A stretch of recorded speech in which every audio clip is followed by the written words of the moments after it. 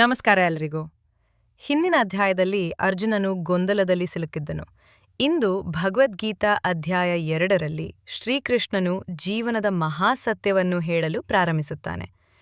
ಇದು ನಮ್ಮ ಜೀವನವನ್ನು ಸಂಪೂರ್ಣವಾಗಿ ಬದಲಾಯಿಸಬಲ್ಲ ಅಧ್ಯಾಯ.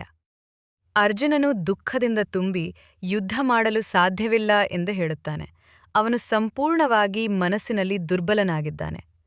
ಅದಕ್ಕೆ ಶ್ರೀಕೃಷ್ಣನು ಹೇಳುತ್ತಾನೆ, ಇಂತಹ ದುರ್ಬಲತೆ ನಿನಗೆ ಯೋಗ್ಯವಲ್ಲ ಅರ್ಜುನ, ನೀನು ಧೈರ್ಯವಾಗಿರು.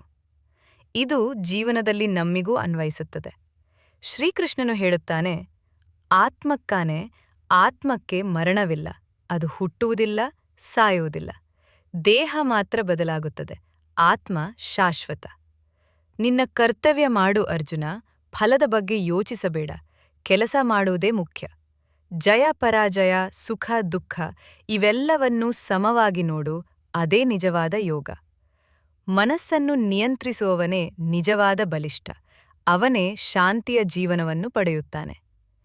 ಈ ಅಧ್ಯಾಯ ನಮಗೆ ಹೇಳುವುದು, ನಾವು ಆತ್ಮ ಎಂಬುದನ್ನು ಅರಿಯಬೇಕು, ಕರ್ತವ್ಯವನ್ನು ನಿಷ್ಠೆಯಿಂದ ಮಾಡಬೇಕು, ಫಲದ ಬಗ್ಗೆ ಹೆಚ್ಚು ಚಿಂತಿಸಬಾರದು, ಮನಸ್ಸನ್ನು ಶಾಂತವಾಗಿರಬೇಕು.